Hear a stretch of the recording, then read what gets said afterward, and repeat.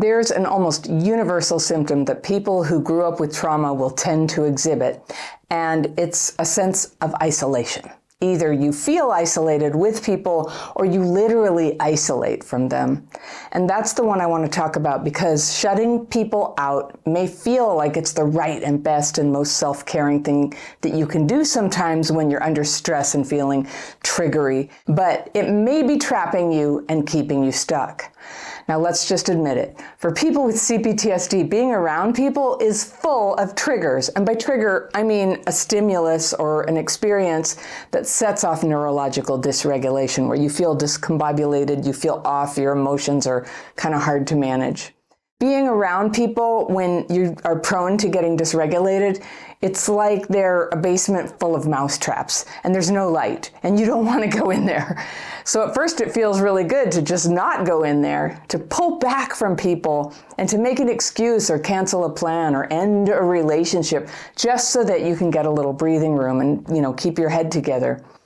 But here's the thing, if you keep using isolation to manage your CPTSD triggers, just about every opportunity to belong with other people will gradually close off to you. And if you think that's a good thing, that is probably your trauma talking. And maybe you're good at tolerating your loneliness. I get letters from people like that all the time. I like being alone. I hate people. People are awful. I have everything I need without anybody to help me. And I understand that for people who are severely traumatized, pulling away from people sometimes is the most therapeutic thing you can do. There's a period of time when it's too much to bear. And I think there are a few people out there where they can manage to go their whole life and not deal with people, and they prefer it. But if you don't have a bank account that will support that, if you don't have someone who gets your groceries and deals with, your bills and things for you, well, isolating can only work for a short time. I wouldn't say that learning to live without people is a virtue. Shutting people out, it's not an accomplishment. It doesn't make you the winner of a trauma game or anything. It takes you out of the circle of life, where so much of our growth happens, where so much of the good that we bring to the world happens. And I'll talk about that, but let me just say, to people who brag about being good at being isolated, I don't want anybody to have to be good at isolating. When you're doing it by choice, when you're doing it to do something productive, that's called solitude. It's a different thing. I'm talking about isolating. And it's better to be uncomfortable with people. It's better to be sad about the relationships that are lost to you or blocked for you. It's better to struggle a bit with the way that feeling criticized feels, or being left out after all you've been through, and how badly you really just need to be included and supported. I mean, that's really what's needed, right? You can push the sadness down, but it is sad what trauma does to you, forcing you to be alone just to keep your life manageable.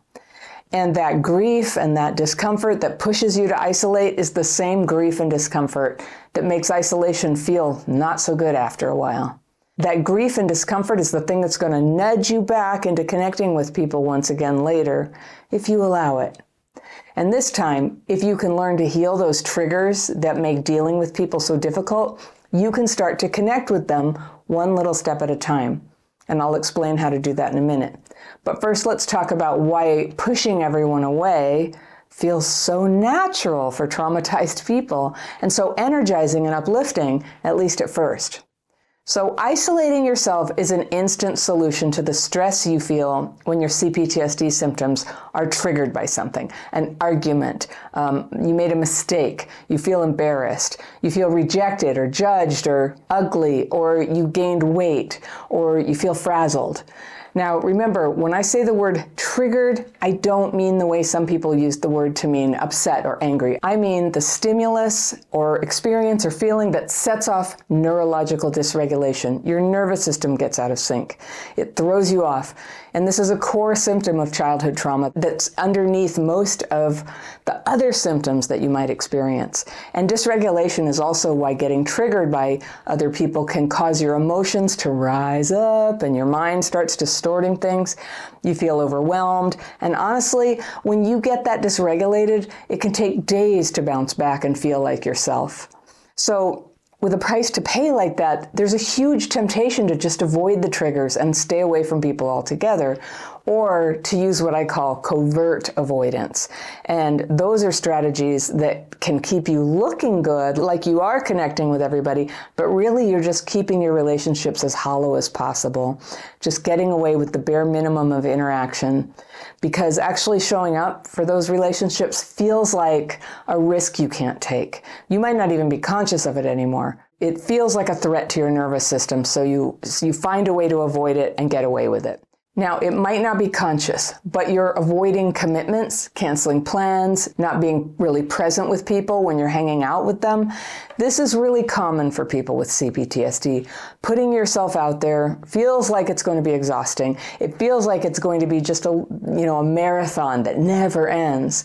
So it's very tempting to keep everyone just at arm's length or to cut yourself off altogether. And by the way, if you feel that childhood trauma has affected your ability to connect and feel comfortable with people, I have a quiz you can take. And you can check your symptoms and see if you've got some of the common ones. There's a link to that down in the description section below if you ever want to take that. Also on the free tools page of my website. It's called the Connection Quiz. So you might want to check that out. So this is the third reason why isolating is so tempting, is that social situations stress you out, and it's just so easy to cancel. If you're a little bit avoidant, I'll bet that you've told every story in the book to get out of plans. Tell them you're sick, tell them you have to work, tell them there's a family emergency. And then people go, oh, okay, well, you go do that. And then you feel like, oh, phew, you're off the hook. Now, you feel a little piece of your integrity fall away, but the relief feels like it's worth it. Or it feels like that in the moment. And you might tell yourself that this is actually empowering to have that control over your time, even though you're kind of being controlled by your triggers. But in the moment, it feels good to have that breathing space, just to get people back out of you, just leave you alone. Now, honestly, it reminds me of when I was a 2-pack-a-day smoker. When I couldn't deal with something, I'd just step outside and have a cig. It changes the scenery, you get to take a break, you breathe deeply. The illusion of self-care, is very compelling, right? Hey, I'm just breathing. So we all want to have a little space when we feel overwhelmed and to have control over our time and our boundaries. But the problem is when you're using isolation as your go-to strategy to achieve those things, then it doesn't work, not in the long run. So the fourth way that isolating tricks you into thinking it deserves to consume your life is when you tell yourself that, yes, you're isolating now, but it's only temporary, and you just need a rest. You just don't like this one person, or you just need a little bit of self-care time. And in fact, it feels like self-care. It's like a little luxury retreat, right? With some Hulu and a bunch of carbohydrates and, this is the life. And a little of that, I'll be the first to admit, is very, very nice. But if it's not balanced with getting out in the world some of the time, moving, interacting, earning, contributing, admiring people, supporting them, being supported, how does that feel actually? How does it feel after you've done it for a couple of days in a row, or a couple of weeks, or a couple of years? If you do it enough times, there's a dread feeling that kind of takes hold of your life that can be really hard to push down. You can try by blaming people or society or what happened in the past. That's common. But you're human. You need love and inclusion. I know it's hard sometimes, and I know you've been through so much already. And it's hard. It can be hard to fit in, especially when you're like us. We don't always fit in easily. But there's this huge fact that you still have time to connect with the world. You're meant to be part of this world. You're meant to be part of the web of connection. And yes, trauma robs that from us, but healing gives it back. We don't have to let life pass us by and just tolerate the days until what? Until our lives are over? There's still time. And it's stressful dealing with people, but it's also stressful not having them in your life. So when you're promising yourself that soon you'll get back out there, make the day that you keep that promise today and take a step toward connection again. Remember, the longer you aren't out there, the harder it gets. It does. And sometimes the isolation will cause you to go deeper into behaviors that trigger the urge to isolate. So I totally understand that it can be kind of a downward spiral, at least at first. If you're not actively supporting yourself to stretch your connection skills a little bit, the gravity of isolation can just sort of suck you down. It can attract you to life experiences that generate overwhelm or exhaustion or anything that gives you a reason to pull away, because you can then give yourself permission to keep isolating. If everything overwhelms you, that's when you know you're in a bad spot. It's not going very well for you. It will feel like the world is against you, but usually the real problem is in here. It's a trauma wound. It should never have happened to you, what happened. But here we are. We're banding together to heal. Now, even if your trauma is telling you otherwise, it's so important to heal the urge to isolate and to come out of loneliness, even when it's hard. And the first reason is you need people in your life. I know you know that, and some of you are going to argue with me. No, I don't. Well, we do. We need people in our lives. Somebody's got to grow the food. Somebody's got to build the road. Even if you didn't have emotional needs for people, your immune system needs to be around people. Your mental health needs to experience people. Your physical health needs to be around people. And when you're connecting with people and it's not generating trauma for you, it has powerful balancing effects on all the parts of your life. Being stuck in trauma makes us self-absorbed.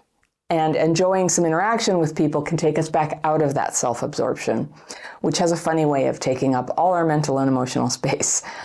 When we soften that a little, that fear of people, it creates an opening where friendship can form. We forget that. Everything feels so black and white with trauma, but there's a tide of connection that goes in and it goes out. It goes in, it goes out. We put ourselves out there a little and we pull back a little and rest. Then we reach out again, and it's a healing rhythm. Connect, protect, make an effort, rest. Another benefit of connecting is that being with people helps to keep your thinking grounded.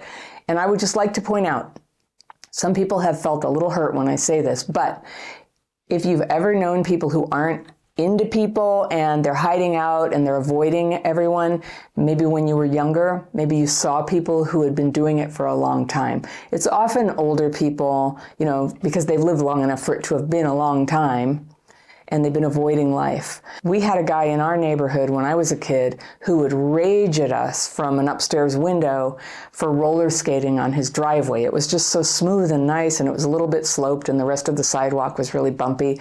And it was the only, we had those little metal roller skate wheels that was all we had. So we needed a smooth driveway to experience anything like roller skating. And so we would try to get away with it. And so I understand. He didn't want us there. He didn't want us messing up his driveway or, getting hurt or something. But he was so mean and so miserable, just banging at us. And I can see now that he had lost his ability to be, he just wasn't socialized anymore. He was so shut down that he had become very rough on the edges, a little feral. And he probably wasn't as awful as he seemed. But his emotions would come out like glass shards, just... And I've been there. There are fears that can get the better of us. Our negative thinking can keep escalating and escalating when there's nobody there to push back on you or give you a reality check. And that's one big way that people like us can get weird. I'm saying it. We get weird, and not in a good way. I believe strongly that our happiness is not just a feeling. It's something that develops as we grow into being our real selves and becoming useful to other people, being of service to them, helping them out a little bit. Not like being codependent, not doing too much, but as a participant, being connected enough that you can show up for people. You can say hello to people who pass you on the sidewalk. You can check on a neighbor. You can run an errand for somebody. You can take a phone call from someone instead of just letting it go to voicemail, if it's someone you know. You can be kind to people, even if it's just a marketing call, actually. Doing this is a kindness, not just to the other person, but to you. You need to be playing this role for your continued development, or it traps you. It's like a developmental barrier. You can't mature if you're not having those interactions with people, a little friction with the world. As we get older, but maybe even now, we depend even more on other people to look after us when we're sick or hurt or need something. And I've been in that place, in the hospital, with no one to visit for weeks, not having anyone to drive me home when I was discharged, and wishing I could stay longer in the hospital just because I didn't feel like I had anywhere to go. For me, that was a wake-up call that I needed to change. And maybe you do too. So think about making this comment. Just say, as best as I can, I'm going to make an effort to connect a little better with people so that I can help them and help myself. When you do this, you've laid the groundwork to begin becoming your full and real self. Because of course, to do that, you need to grow as a person. And to grow as a person, you need that connection in your life, a little friction, something to react to. We need other people so that we can flourish and so that we can experience ourselves and therefore become more fully ourselves.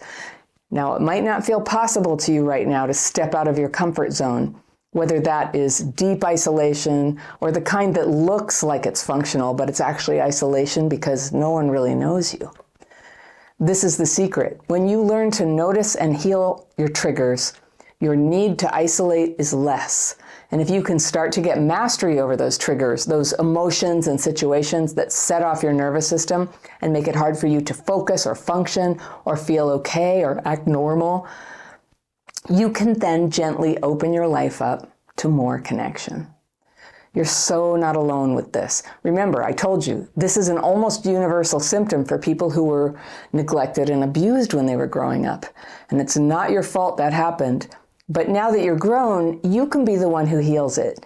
You can learn to spot the people who are hurtful and who don't belong in your life. And you can attune yourself to the kind of people you do want in your life. You can take it slowly. You can. You can be yourself. That's what we do here, and it works.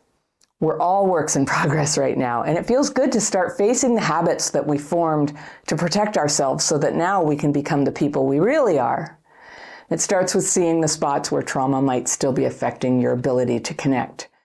Nobody likes being ignored and left out or just left behind. And so many people with childhood PTSD have it because of these experiences when they were small. Now, maybe your parents were alcoholic or addicted and turned off like a light switch when it was time to give you attention and support. Or maybe one of your parents died or was locked up or just left you like you never existed. And not only was this terrible to happen to you as a kid, to any child, but it can really muck up your adult relationships with anxieties and longings that can really drive away any possibility of genuine, stable connections with people, romantic or otherwise. Abandonment wounds push you into relationships too quickly. The slow pathway, that just wasn't even encoded in your nervous system, but I promise you, you can learn to do it with some techniques, and I do teach that. But when you were a kid, you didn't learn the slow way.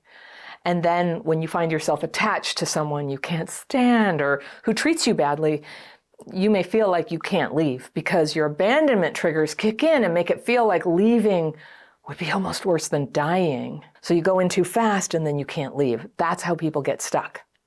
And abandonment wounds can also show up in group dynamics where, I'm willing to lay money on it, you've had horrible experiences of being ostracized, left out, judged by peer groups. And I'll talk about that in this video too. I'm going to talk about why these wounds are so hard to observe in yourself when you kind of flip out on someone because your abandonment wounds get set off. It's like you're not even yourself. And the desperate and sometimes overly intense reaction to feeling abandoned, even when it's just a feeling and no one has actually done it to you in that moment, it's almost like a bad dream. What it actually is an emotional flashback, which is normal with CPTSD. An emotional state from the past comes back and overlays your present time experience. Someone walks out of the room when you're trying to talk to them, and this tsunami of desperation and grief can come over you. That's an abandonment wound. And next thing you know, you're calling them names, you're threatening to leave, you're crying, it feels like your life is over. That's what we call abandonment melange. That's a word Pete Walker contributed to the literature, and it's such a good concept of the intense grief and rage and panic that can come over people when the feeling of abandonment happens and it's drawing through this emotional flashback on what happened to them as a kid. And I want to talk about why that happens and how emotional injuries that happened before you even had language show up like that as just overpowering emotions that aren't connected to present day circumstances. And you don't even know where they came from, but they are upon you and they feel real. So let's just go over some common triggers that you see in people who were abandoned as kids. The really valuable thing about looking at triggers is that everything that is a symptom of CPTSD only occurs if it gets triggered. And that includes, the neurological dysregulation, disconnecting from people, going into self-defeating behaviors of lashing out, running away, smoking, there's so many self-defeating behaviors. But all of that sort of calms down. It goes dormant like like chickenpox virus if you're not getting triggered. So you can't stop the world from triggering you, but you can learn to calm how you respond to triggers once you know what they are and you have the tools. So let's talk about some of the triggers that can really get you when you have abandonment wounds. One of them is when somebody walks out of the room, if they storm out when you're in the middle of talking. This is a really normal thing.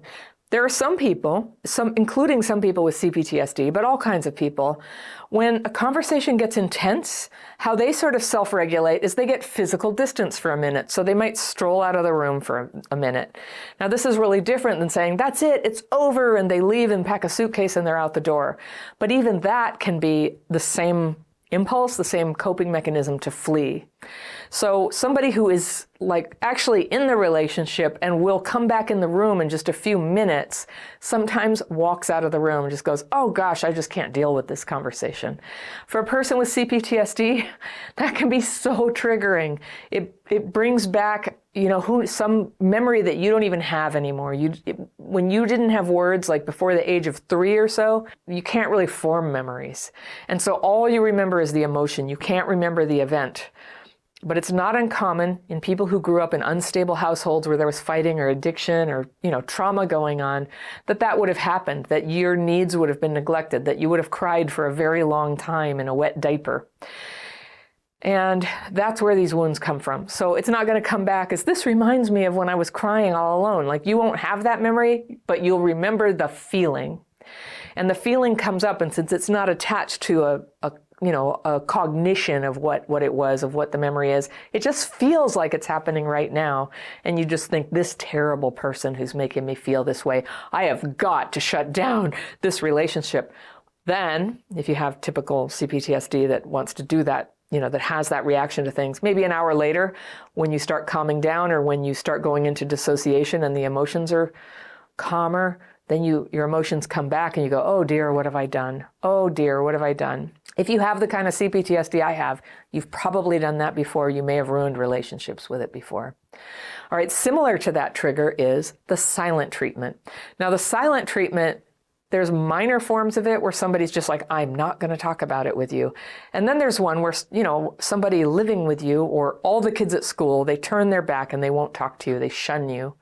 They refuse, there's stonewalling where I won't talk about it. And then there is the silent treatment. And either way, this can be extremely triggering for somebody who was rejected or neglected as a kid. We can't control what other people do, but I would say the silent treatment is emotionally immature. It's not a good way to handle conflict with somebody. And at the extreme, it can be emotional abuse. So I don't recommend doing it or staying with people who keep doing it and don't intend to change it. All right, a third trigger that really gets people who were abandoned as kids is waiting, having to wait for somebody. Now, maybe you were a kid who got left in daycare until the last minute or even later, or your parents were separated and you sat by the window all of Saturday afternoon waiting for your dad to come and pick you up for his time with you and he didn't show. Waiting and not having your needs met is a big thing that can cause CPTSD in the first place. So a lot of people who have this wound, any kind of waiting does it. And the thing is, when it happens, because it's triggering CPTSD, it simultaneously triggers kind of a fog where you go, I think I'm freaking out about getting stood up for this person who said they would come. And then your mind plays a trick and goes, well, it's probably my fault. It's probably just me. And maybe, should I be mad about this? And I get a lot of letters from people where they're like, is it just me? And so sometimes I or our community come in, in the membership community that we have, people can pose those questions in our secret Facebook group, like, is it just me? Or when this guy said he would call me this weekend for the plan and then he didn't call and I waited all day, is that bad? And everybody can go, yeah, that was bad. Maybe some people don't mind being treated like that, but you do, and it's not a happy thing, and it's not a good sign for a relationship. And if it's something that you don't have a boundary around, I have good news for you. You can make a boundary around it. And then future people won't get very far with you if they treat you like that. All right, number 4, feeling jealous and getting gaslit about it. Now, I think this happens a lot when you're dating, that you break up with somebody and then they say, we're just going to be friends, right? Let's just stay friends. And you think, oh yeah, I should do that. That's what people do. And then you have to watch them eventually get together with somebody new and pretend like you're the cool girl, but you're actually jealous, and you have to pretend you're not jealous. Anything where something feels terrible to you, but you have to pretend it's not terrible, is putting you in danger of like dissociating. And this is something that's been very hard about the age of division that happens over social media, is that people can do terrible things and say terrible things, and you can't defend yourself, because if you do and you say anything, you could get attacked by trolls, you could get canceled. We have thousands of people who are going into their CPTSD because they can't speak up, and when people just make up stuff about them. And it's terrifying. It's horrible. And it is a form of narcissistic abuse when people do that to each other. So if you grew up with parents who were neglectful, and for all the reasons they get neglectful, because, they have personality disorders, they're drunk, they're high, they're totally selfish. If that's what was happening, you got told all the time, you got treated badly, and then you're like, oh, get over it, or oh, stop being such a worrywart, or oh, you're just, you're being so old-fashioned. I got that all the time as a kid, and I was very sensitive about it until I learned to calm those triggers a little better. But I can't stand it when I know very well that something bothers me and I'm shamed for being bothered. Now, like everybody else, I've had to be in situations and jobs where something really bothered me and there was nothing that could be done about it. Having a boss who didn't think that I was valuable enough to promote. So some of these things, it's life. It's where it is. And when that happens, if you're an autonomous person, it's time to change jobs, for example, or you're dating somebody. But I wanted to get to this thing where you get gaslit in present time, right? You're dating somebody and they want to hang out with their ex and you're supposed to be cool about it. You're getting gaslit. Like, what's the matter? Why are you so jealous? You just have jealousy. Jealousy is how people feel when they have an expectation of loyalty or monogamy and they feel threatened. And yes, I totally have met people where the jealousy is just kind of rampant. It's not really tied to reality. That can happen, but it's also something that is natural. And if you've been told, like, you don't get to hold out for that, you actually don't have to agree to be an ex's buddy, and you don't have to agree to be okay dating somebody who hangs out with their ex. You get to actually have your boundaries about that, and you get to maybe test out, okay, I think I'm okay with it, and then you're like, I'm not okay with it, actually. And you get to not be okay with it. Don't kid yourself. Don't try to pretend you're somebody you're not, because that can just bring on the old trigger of being abandoned. It is a huge abandonment trigger to be afraid that somebody's going to leave you. And there's part of that that's just baked into relationships, especially in the early stages, especially when you're young. Like that's part of it. But how you can keep yourself healing and intact as a person with CPTSD is to be very clear with yourself about what your boundaries are about that. And to go very slowly in relationships so that you can refrain from attaching too strong before you know if this is somebody who matches you in terms of what you need and expect out of the relationship. Another trigger for people who are abandoned is empty time, when there's nothing scheduled. You may find yourself, maybe you overfunction, you fill up all your time. You do frivolous socializing just because the thought of being on your own for an evening just makes you kind of anxious. Maybe a lot of feelings come up. So here's what's really great about the path of healing from trauma is it involves tools that help you make the most of the feelings that come up. So it's actually very fruitful sometimes to be alone for an evening, even when you feel lonely. You sit down and you write your fears and resentments in the way that I teach. And a lot more is going to come up when you're feeling a little bit alone. Less will come up when everybody's waiting for you because everybody's going to go to the restaurant, right? You're going to be like, blah, blah, blah, blah, and go on. But when you're lonely, that can be a fruitful kind of loneliness, is to go ahead and face what's in there.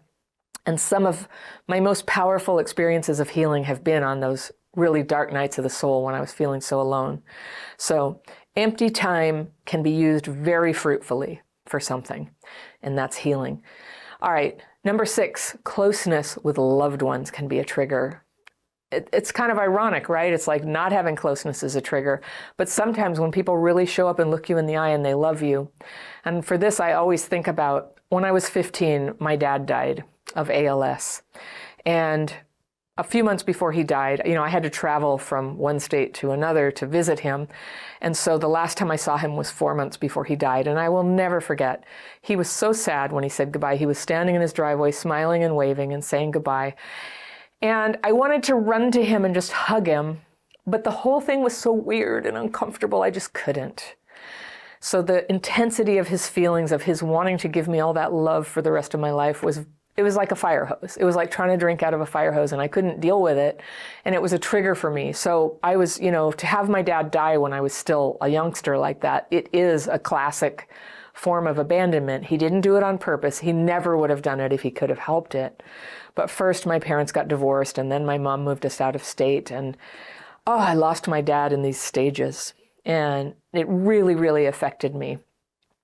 And I have no doubt it affected how I approached relationships later.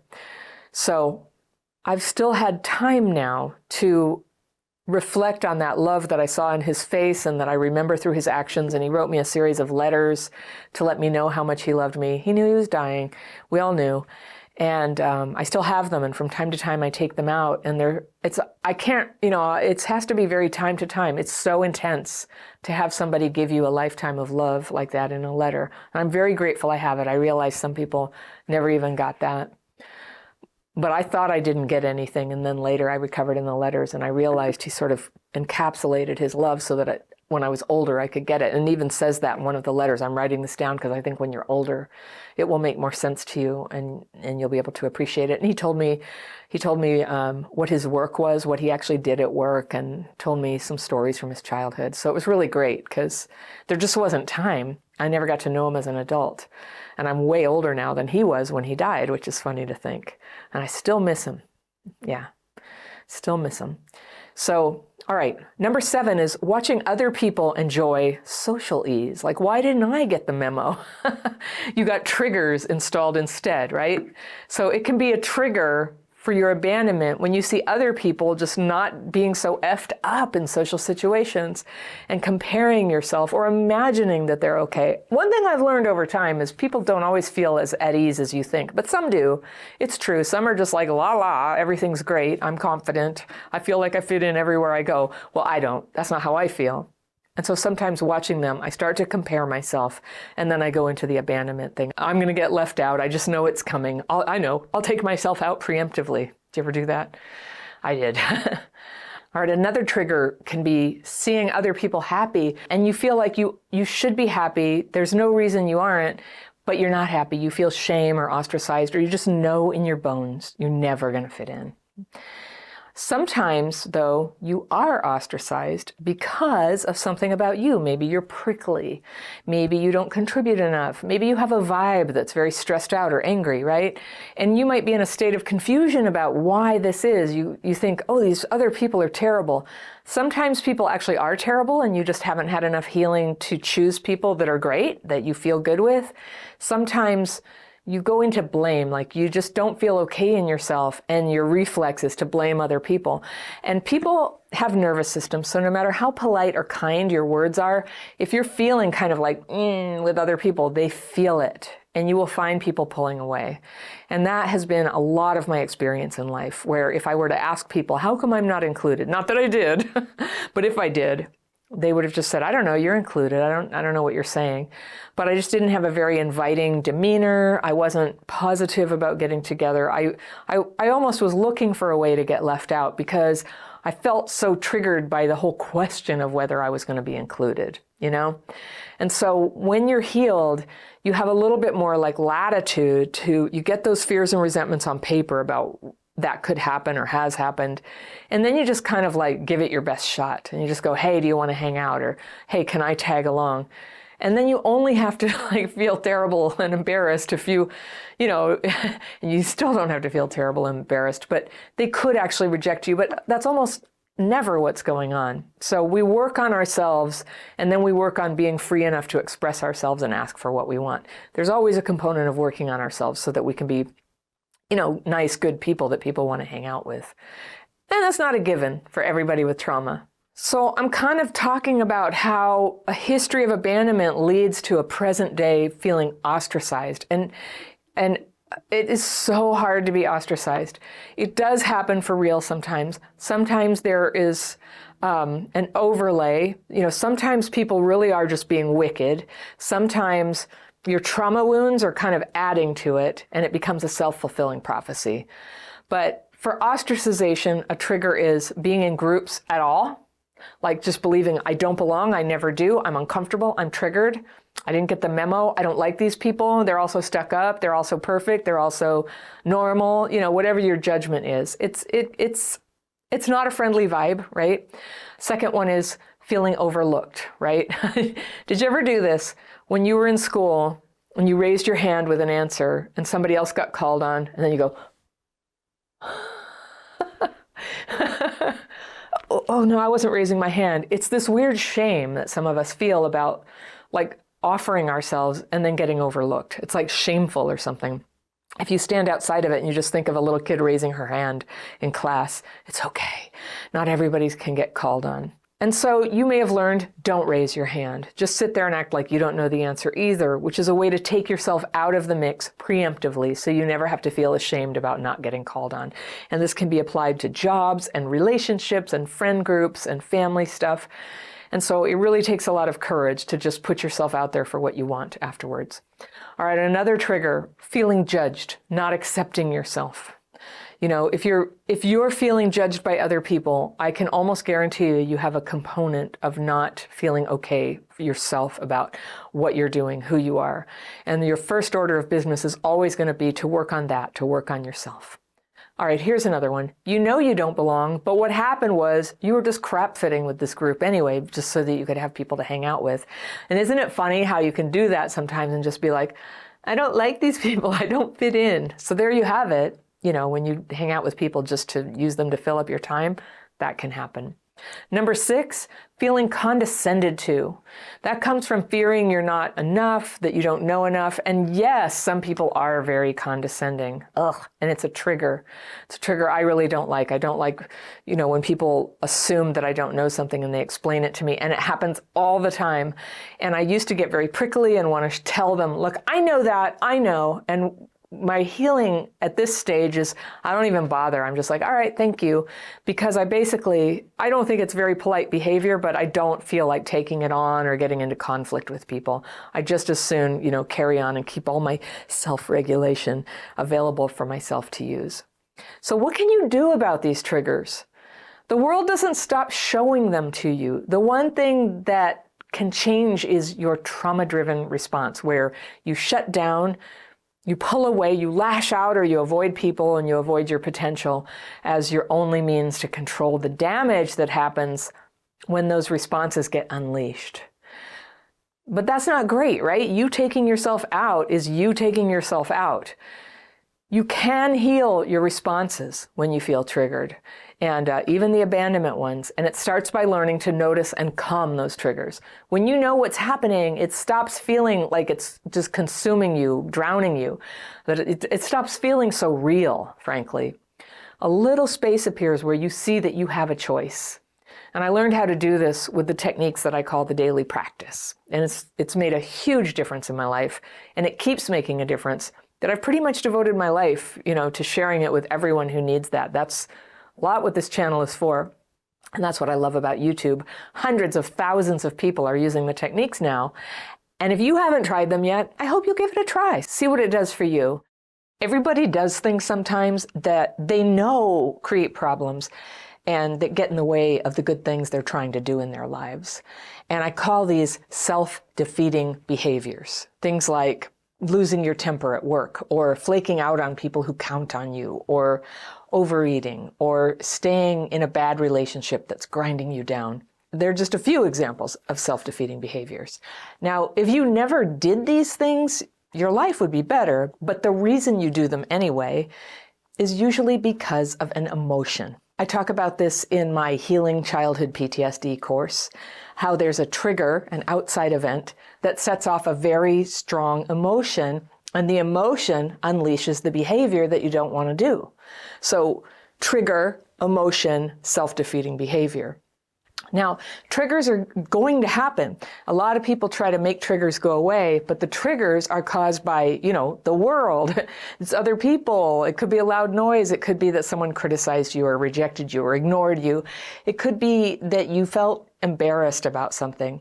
Anything could be a trigger, but the trouble is, you can't really control whether triggers happen. They happen. They're outside of you.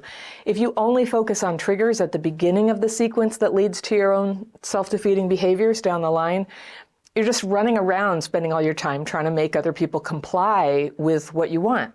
So, that's where you get people who are like, don't talk about that around me. Don't ever be late with me.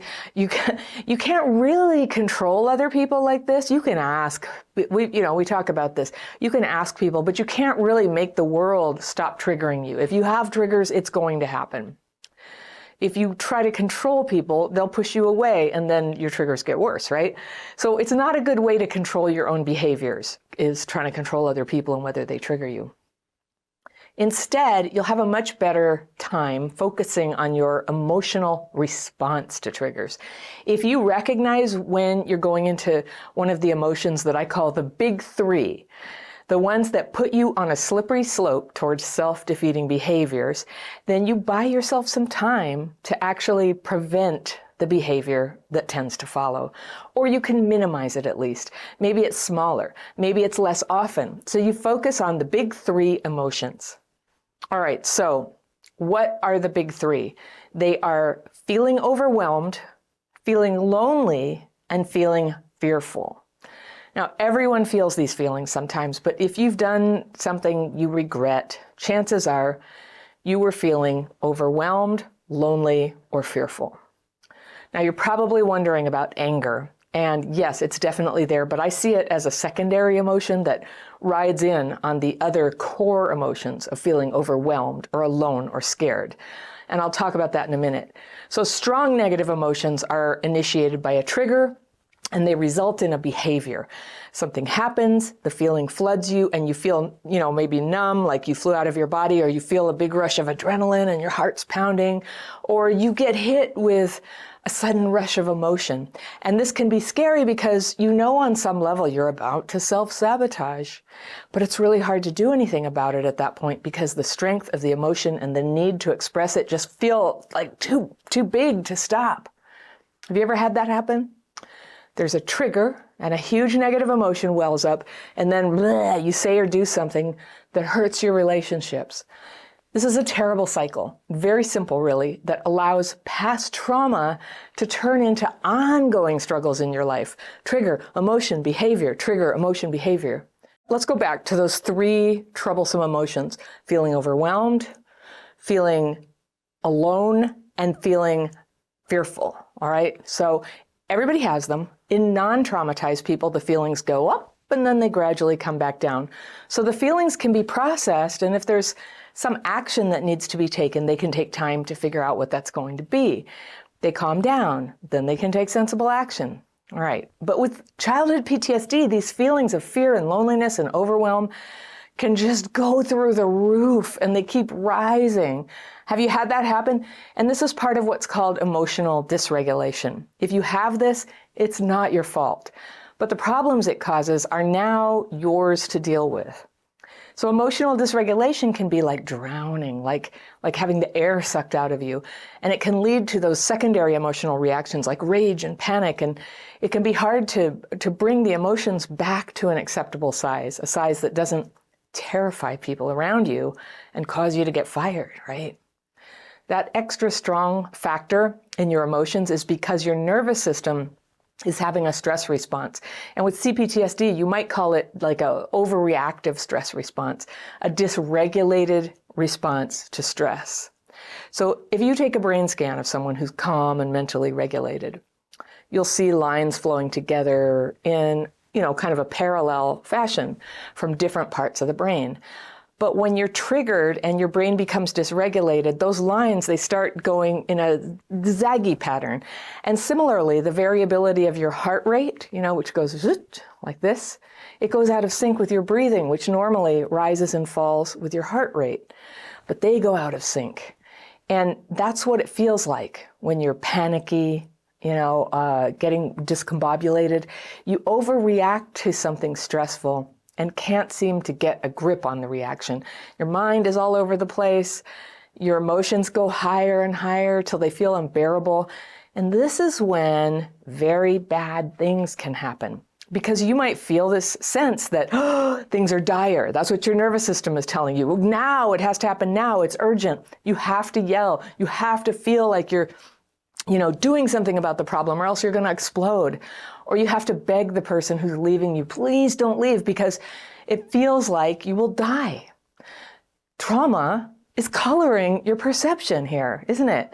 When you're feeling this overwhelmed and this terrified or this alone, your negative impulses kick in to temporarily feel like a fix. So there are 3 negative impulses that set off self-defeating behavior, and they connect roughly to the negative emotions that we just talked about that get triggered in childhood PTSD.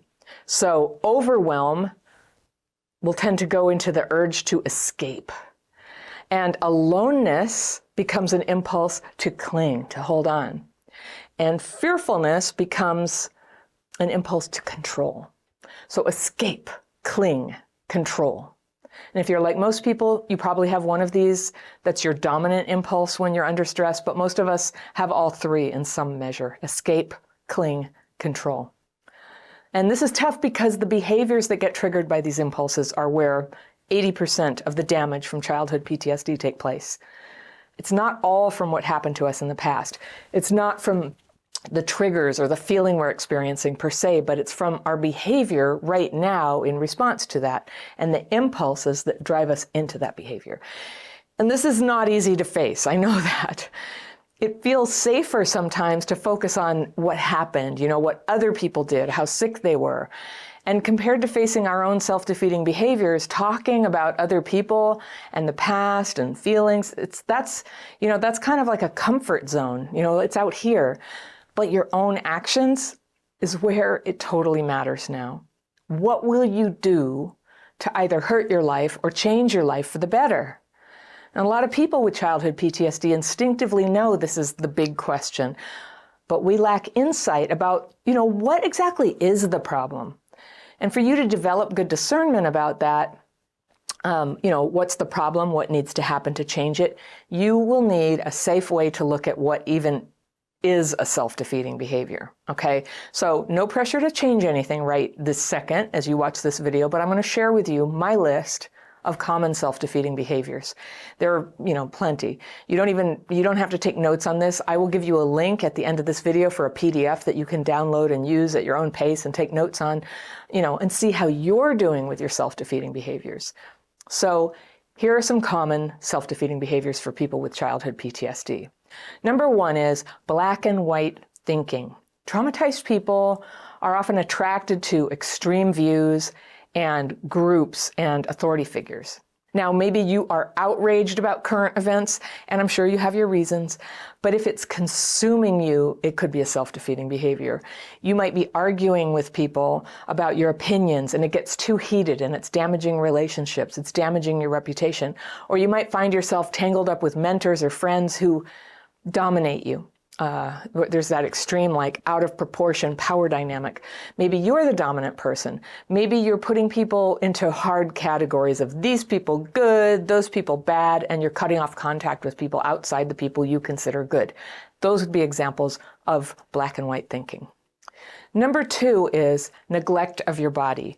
Now, money could be why you have just one pair of beat up sneakers. I've had just one pair of sneakers before, one coat, one pair of sneakers, rainy season, always wet, big holes in them. I didn't have a lot of money at that time. That was money. But you might have also not been taking care of yourself. That's another reason why you might be kind of disheveled in tatters. Maybe you haven't been to the dentist in years. For a lot of people with childhood PTSD, it's a little more than just being poor. You're suppressed or diminished in the clothes you wear. You're suppressed or diminished in your ability to do just basic hygiene or to exercise. Something traumatized people do is avoid doctors and preventive care sometimes. Things have to get really bad before you deal with it. And sometimes for some people, it's too late at that point. All right. Number 3 self-defeating behavior is addictive use of food. And this includes everything from carrying a lot of extra weight to eating disorders to, having a love affair with sweets and high carbohydrate foods that make you feel exhausted because you ate them. These foods can feel really calming for a moment when you're dysregulated, but in the long run, they make you more dysregulated. So if it gets to the point that it's making you sick or brain fogged or exhausted, it's a self-defeating behavior. Okay. Number 4 is the addictive use of media and entertainment. It seems like almost everyone has this problem now, watching too much TV or browsing the internet or playing games so much that you're not getting enough sleep, or you're losing your daily routine or your job or face-to-face connection with people, or it's eating up your funds. That is a self-defeating behavior. Number 5 is dishonesty. And this includes things like exaggerating, hiding important personal truths or preferences, lying, stealing, cheating on your significant other, tax evasion, any kind of illegal activity. All right. Number 6 is work problems. And in that category, I would put staying stuck in a job you hate, not working when you could work and should work, overworking, or having more than your share of conflicts with employers and coworkers, things like suing or getting sued or acting in a way that makes coworkers feel scared of you or humiliated. All right, that's not uncommon with childhood PTSD. Number 7 self-defeating behavior, blame. And this includes having a hard time seeing your own role in problems. It's victim thinking, it's bitterness, it's casually saying things about other people that hurt their reputation, which is slander. It's also called calumny. That's when you say things with the express purpose of harming someone's reputation. It's very wrong. Believing that all your problems are because of, racism or because of sexism or foreigners or one or another political party or economic system. A lot of people who think they are above all of this and have the answers are having a trauma reaction. That's, they're like literally thinking they're above others, up and above. And they're quick to call out other people's shortcomings and declare the solution. We have to do more to make people change the way I think they should be, that kind of thing, when they often have glaring problems of their own. All right, number 8 is numbing with substances like alcohol or drugs. How much is too much? You are going to have to be the judge of that. But if it's interfering with your energy level, your focus, your relationships, your finances, it's probably too much, okay? Number 9 is irritability. Maybe you get angry sometimes for no reason, or you get into arguments more than your share. You get road rage. You yell at the TV. I have a relative who once shot a gun at the TV, ruined the TV by shooting it. It was so mad about something. You might see comments online that are so hostile. It's just, it's raging. Or customer service calls. Do you ever get triggered by those where you're getting the runaround or you're even losing your temper at people face to face? In the extreme, this can include like a total rage attack that's like, life-threatening. It can lead to violence. Number 10 is an attraction to troubled partners and friends. People who were abused or neglected as children are often attracted to people. They feel more comfortable with people who were themselves traumatized, including people who have high levels of drama and addictions and conflict and serious legal and financial problems. All right, it's a self-defeating behavior to glom onto that. Number 11, unfulfilling romantic life. Now, maybe you avoid dating anyone at all, even though you haven't made a decision to end that part of your life, or you stay in bad relationships where there's no trust or no love. You may be telling yourself you do this to avoid getting hurt, but it borders into a form of romantic anorexia. Have you heard of that? Social, sexual, emotional, romantic anorexia, an avoidance of those things. That brings me to number 12, which is the abuse of your sexuality. And this can include an overly sexualized appearance or being inappropriately seductive. As a result of your upbringing, you may even have a distorted sense of the messages that you're sending with your behavior and poorly developed boundaries. That is so common. Maybe you have affairs that would badly hurt other people if they knew, or you generally feel humiliated by how you're treated, and you keep seeking out that person anyway, as if you can set it right somehow, if you could make contact or get them to hear you, or you feel ashamed of your own behavior and you can't stop it. That's a self-defeating behavior. Number 13 is fantasy. And I know, that fantasy is considered like a positive thing, but it can also be a self-defeating behavior. And that includes romantic obsession, including limerence. That's obsessing on someone who can't be with you or, who's rejected you or maybe isn't even in your life. But it's gotten to the point that you're not living your life or connecting with people because you're very attached to this idea of somebody else, maybe searching online, for possible signs that they feel the same way about you. Fantasy can also be about money and career success, where the fantasy is so consuming that it takes the place of any actual work or action steps that would help you get where you want to be. And in the extreme, it can go so far as stalking or delusional thinking. Number 14 is avoidance. And this symptom is so common among people who were traumatized as kids. It can be overt when a person avoids connecting with people, or accepting responsibility or participating in groups. But it can also take the form of covert avoidance. I made that word up, and it's for when a person appears to be, that you might be married, you might go to a job and hang out with everybody, you go to parties, but you never really connect with people. And there's like a big gap in terms of accountability and commitment to them. So that's covert avoidance. And then this is kind of where avoidance takes the form of social, sexual, and emotional anorexia. All right, debting. While financial hardship can fall on anyone and can and has, and financial stability isn't always guaranteed, debt can become a self-defeating behavior when you're living beyond your means to pay for a place to live and transportation and clothes and recreation. Trauma can interfere with your ability to consistently earn a living or to accurately gauge, like, how big a threat is it if I spend down the available money I have this month? Like literally there are brain changes for people who are traumatized that make it hard to assess the risk that brings on. So you get this gambling-like behavior. And in some of its worst forms, debting can turn into a gambling addiction or an unsustainable get-rich-quick mentality, and it can lead to foreclosure and bankruptcy and ultimately homelessness. Number 16 is a habit of repeating traumatic patterns, and clinicians call this repetition compulsion, where you find yourself in a relationship with a partner or some friends who have similar dysfunctional behaviors to your parents. Now, I don't believe this is done intentionally. I don't think you're trying to recreate your childhood, but people with CPTSD can develop a blind spot around red flags and others. When I've done it, I've sort of experienced it as sort of like going blank and then marching right into the problem. It's not like a decision to have that problem. It's not conscious. And you cannot deny that we so often end up with people with problems that match the problems of our parents. So even when the signs are there, that someone you've allowed into your life is creating trouble, you may have a hard time setting up a boundary. And you'll experience this as a feeling of disappointment and surprise that, oh my gosh, once again, you're with someone who's sick and unavailable or dangerous or what have you, whatever your pattern is. And it can make you vulnerable to emotional hurt and physical and financial and social harm, right? You don't want troubled people in your life like that. You're trying to go somewhere good.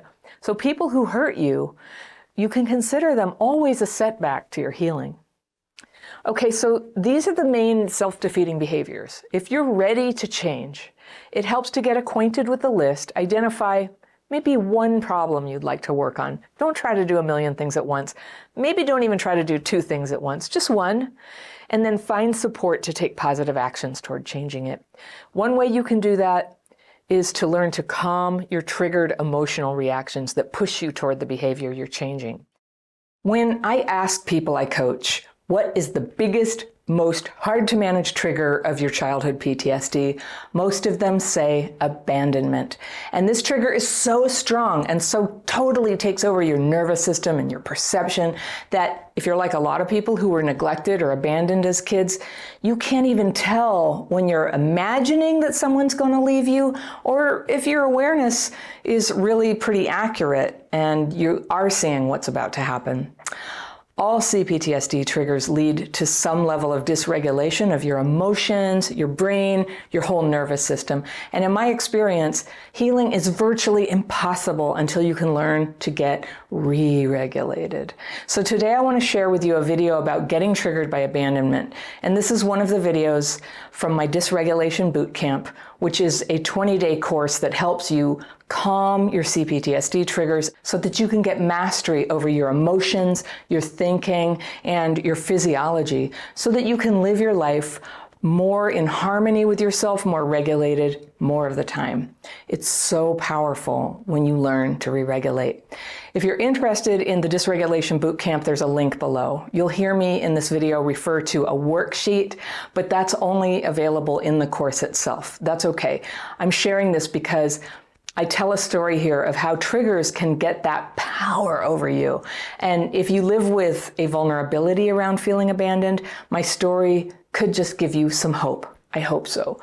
If you get dysregulated around the feeling of abandonment, I invite you to check out my Dysregulation Bootcamp, which you can join anytime, and our 4-week coaching program that's all about re-regulation. That starts October 8th, so you should register now. You can do that on my website, crappychildhoodfairy.com. Today we're going to talk about one of the most intense triggers for childhood PTSD, abandonment.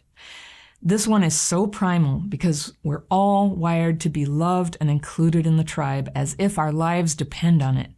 Because in any situation before the last, 100 years or so, our lives did depend on it. We need our parents when we're born, and we need dependable people connected to us throughout our lives.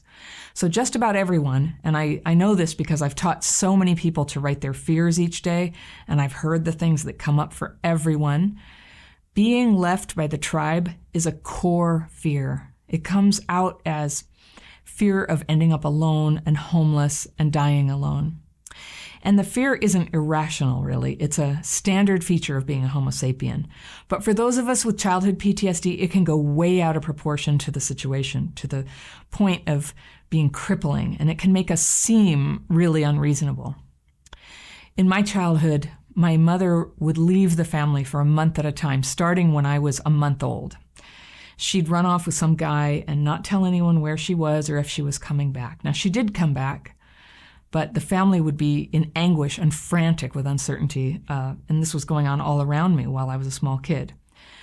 And then when I was about 5, she'd sometimes take me with her and leave me for a moment in a lobby or for a couple of hours in a movie theater. And then she would not come back for 10, 11 hours. And the police picked me up once outside a casino. That's when I was 6. I hadn't eaten all day. I had a fever. Now, nowadays, you'd lose your kids over something like that, but not back then. And I was scrambling to cover for her because, of course, I didn't want them to take me away from her. But you can see where I got kind of a weird thing around abandonment. And that carried into my adulthood. And it certainly kicked up when I started having groups of friends, then boyfriends, and then working and trying to fit in. All situations where sometimes there's rejection. And before I learned to stay regulated, any rejection, I'll tell you what it felt like. It was as if I'd been injected with a toxic chemical. I'm assuming it was a release of some stress hormone, and I could feel that bad feeling just like flowing through my bloodstream. And I'd think, oh no, here it goes again. And I'd fall into a very dark kind of dysregulation, and there would be nothing I could do to stop it. That's a trigger. So you'll be tempted on the worksheet to put a lot of work into understanding why you have certain triggers like this one, just like I told you why. And knowing this, that's possibly helpful. Maybe you'll better understand that your reactions to abandonment are not your fault. You didn't just make it up.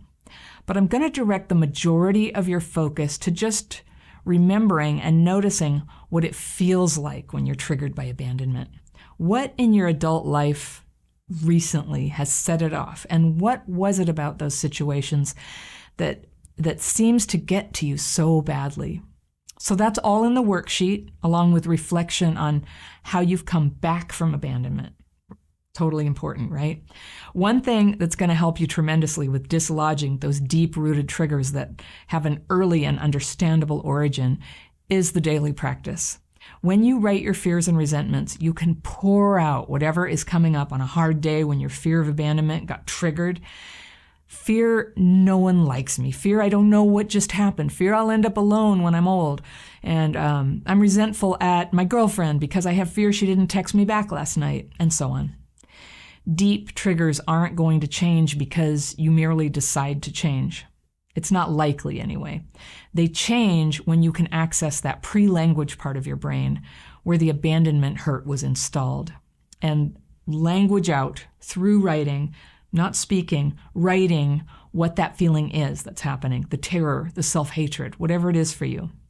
You write it, you meditate, and you'll find that the emotions are calmer and they're lying low for the time being. And your thinking is clearer. Like maybe you don't have to freak out and act jealous this time. Maybe you can forget about it. Or maybe you're sick of all the fear involved in a relationship and you want to end it. There's no right answer here. The point is that all options are open to you and you're no longer enslaved by a fear of that physiological hell associated with abandonment that limits so many of us with childhood PTSD.